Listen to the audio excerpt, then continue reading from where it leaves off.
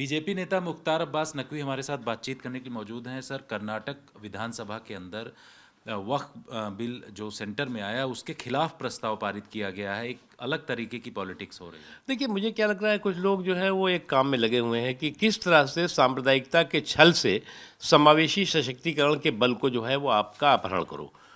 और उन्हें भी अच्छी तरह मालूम है कि वक्फ का अमेंडमेंट का जो सिस्टम है या वक्फ का जो एक्ट है वो पार्लियामेंट का जो है अधिकार है, असेंबली का अधिकार नहीं है। लेकिन आप जो है वो अपने हाथ में संविधान की कॉपी लेकर के और इस तरह का जो है वो छल का काम करेंगे, तो इसके पीछे एक ही मकसद और मंशा होती है कि किस तरह से सांप्रदायिकता के छल के ज़रिए जो है वो समावेशी सशक्तिकरण के बल का अपहरण करो और समाज में बिखराव और टकराव का माहौल पैदा करो।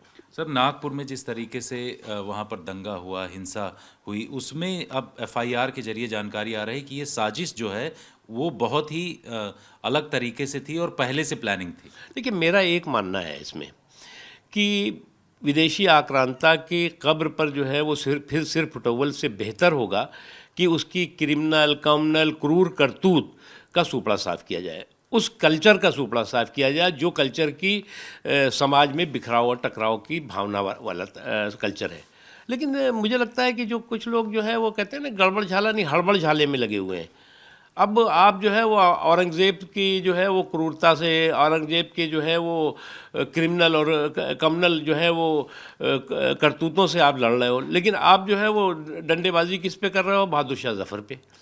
अरे भैया, बहादुर शाह जफ़र प्रथम प्रथम स्वतंत्रता संग्राम सेनानी के महान सेना नायक थे और जिनको कि अंग्रेज़ों ने जो है वो हिंदुस्तान से जो है वो कैद करके जो है वो रंगून में, जिसे बर्मा कहते हैं, वहाँ कैद कर दिया था और वहीं पर उनकी मौत हुई। जिन्होंने कहा था कि कितना है बदनसीब ज़फ़र, दफन के लिए 2 गज़ ज़मीन मिल न सकी कुएं यार में, यानी कि हमारी मातृभूमि में जो है 2 गज़ की ज़मीन भी नहीं मिली। आप उनकी औरंगज़ेब की जगह उनकी कब्र बता रहे हो। तो ये मुझे लगता है कि इस तरह के हड़बड़ झाले से बचना चाहिए और औरंगज़ेब